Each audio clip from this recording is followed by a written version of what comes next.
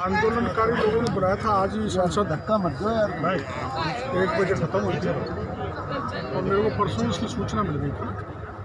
मेरे को पता लगा विजय जी फैसला, पूरा भगत जी, राजा राम जी, अशोक जी, हमारे पार्टी के बाकी के सभी दलों के लोग, सभी समाज के लोग वहाँ डेड बॉडी के पास बैठे हुए। तो मैं वहाँ पर पहुँच गया।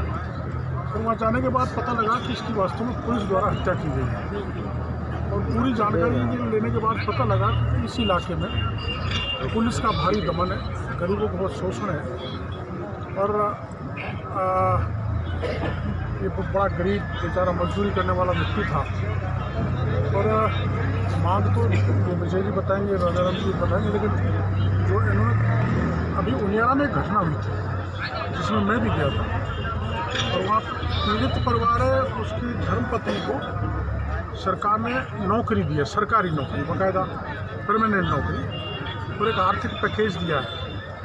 पर सबसे पहले हमारी मांग है नौकरी तो देनी होगी सरकार को, क्योंकि सरकार ने दी है उनियारा टाउन में।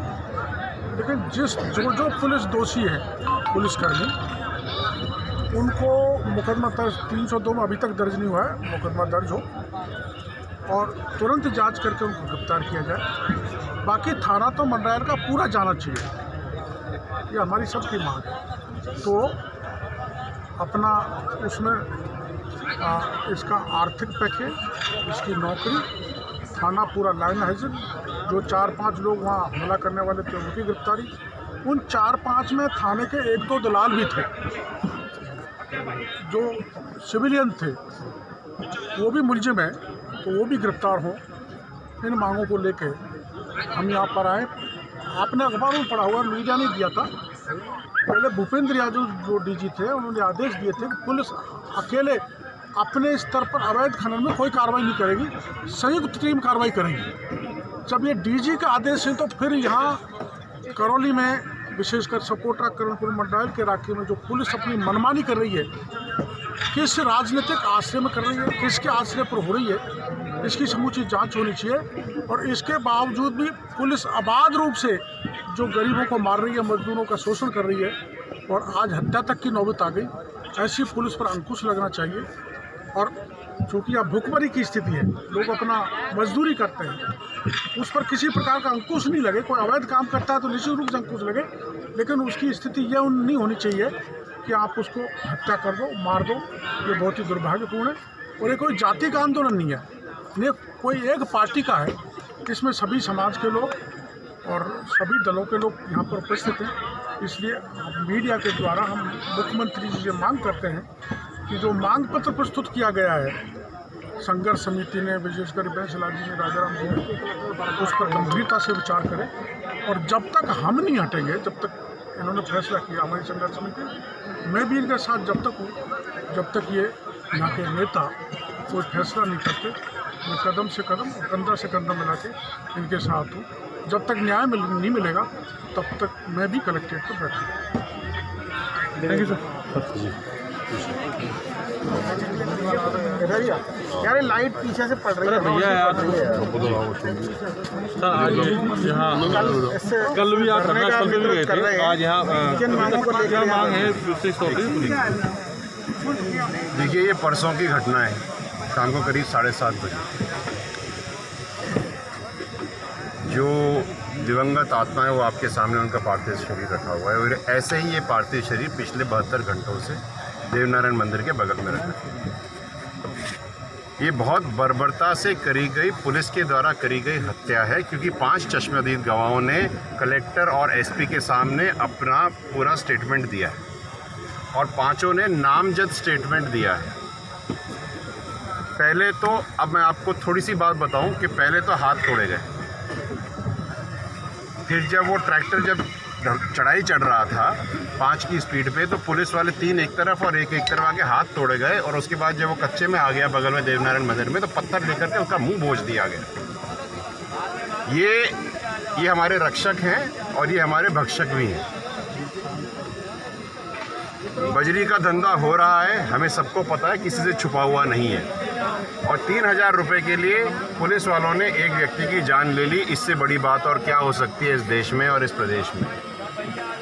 और मैं ये समय ये मौका लेकर के मैं एक बात और कहना चाहता हूँ आपके माध्यम से सबको कि एक काश्तकार गरीब आदमी के बजरी का भरा हुआ ट्रैक्टर तो सारी प्रशासन को दिखता है, लेकिन गंगानगर अपने सवाई माधोपुर से लाल सौट के बीच में 15-15 किलोमीटर की जो लाइन लगती है बजरी के ट्रकों की रात को, वो किसी को नहीं दिखती। उस समय पूरी सरकार, पूरे प्रशासन को रतौंधी हो जाती है। और ये बेचारा आदमी 3000 रुपये के लिए इसकी जान ले ली। अब किन मांगों को लेकर आप? मेरी बात सुनिए आप, मांगे तो आती रहेंगी, मांगे तो हैं जो हैं, लेकिन ऐसे हम कितने देखेंगे? Please understand. मुझे एक बात बताओ कि इतनी गाड़ियां नहीं दिखती क्या किसी को? क्या इन गाड़ियों का फुटेज नहीं है क्या? सर क्या टोल नाके, please listen to me, this is important. Toll नाके के अंदर में जो फुटेज लगता है कैमरा का, वो किसी को नहीं दिखता। रोज मैंने खुद देखी अपनी आंखों से 150 गाड़ियां लाइन से चली जाती हैं। उनके भी तो लोगों के साथ यही करना चाहिए ना, अगर ये आपका रूल है। पहली बात।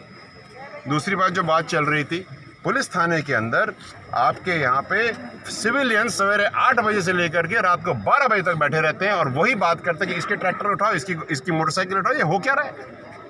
रात को 8 बजे के बाद कोई भी व्यक्ति रोड पे नहीं निकल सकता इस इलाके में, क्योंकि उसको 500 रुपये देना पड़ता है, चाहे दवाई तक लेने जाए। ये तो आपकी असलियत है मंडरायल इस इलाके की। तो सरकारों को संज्ञान लेना चाहिए। डकैत आप बना रहे हो, बड़े बड़े डकैत बैठे हुए हैं। और एक बात और, मैं तो खुल के बोलता हूँ, मैं छुपाता कुछ नहीं हूँ। जो व्यक्ति बताया जा रहा है सिविलियन का, वो एमएलए साहब के रिश्तेदार है जो मेरे को बताया गया। तो हो क्या रहा है? अंधा बांटे रेवड़ी, फिर अपने कोई दे और जान ले लो 3000 रुपये में एक आदमी की। What are we talking about? हमको क्या चाहिए मैं आपको बता देता हूँ। हमको ये चाहिए कि सबसे पहले तो FIR दर्ज हो, 302 में मुकदमा लगे। जिन जिन लोगों के नाम चश्मदीद गवाह ने बताए हैं उन सब के ऊपर केस हो। जितने भी नाम पुलिस वाले थे उन सबको तुरंत तरीके से सस्पेंड किया जाए, पूरा थाना हटाया जाए। ये तो प्रॉब्लम की जड़ ही वहाँ पे है। फिर जो टॉक वाला जो सिस्टम है, उस हिसाब से जो विधवा हैं उनको नौकरी दी जाए। व्यक्ति की उम्र तो 26-27 थी, 6 महीने की बच्ची है। आप सोचिए किस बर्बरता से पुलिस वाले ने पत्थर लेकर के उसके मुंह पे मारा होगा और वो कैसी मौत मारा होगा। सोचने वाली बात है, क्योंकि ये बात 6 लोगों ने अपनी आंखों से देखी है। और अभी भी लोग कहते हैं कि चश्मदीद गवाह हैं, ठीक है, लेकिन उनके तो वो अवेलेबल नहीं थे। अरे क्यों नहीं थे यार? जब सबको दिख रहा है तो कहाँ गए? 72 घंटे तक हम लोग वहाँ बैठे रहे, फिर हमको फाइनली आज यहाँ आना पड़ा। मैं नगर गया था एक मीटिंग के लिए, वहाँ से मैंने ये कहा था कि मैं नगर जाकर के वापस आऊँगा, हम डिसाइड करके चलेंगे अगर ये कुछ देते हैं कुछ ढंग का। हमारे लोग मरते रहें, गरीब लोग मरते रहें, बड़े लोगों के ट्रक चलते रहें, ये है हमारा न्याय। ये न्याय अब नहीं चलेगा। पूरा आपका मंडरायल क्षेत्र आज थोड़ा कूच कर चुका है, बाकी सारा कल कूच करेगा। कल करौली मंडरायल बनेगी। और फिर मुझे मत कहना कि हम लोग न्याय इस तरह से क्यों मांगते हैं, क्योंकि हमने शांति से 72 घंटे मांग लिया, आपने दिया नहीं, अब हम अपने तरीके से मांगेंगे। आपको तो अब देना पड़ेगा, अब तभी उठेंगे, चाहे हमको 3 महीने यहाँ लग जाएं। ठीक है सर? और नौकरी चाहिए। ठीक, थैंक यू सर।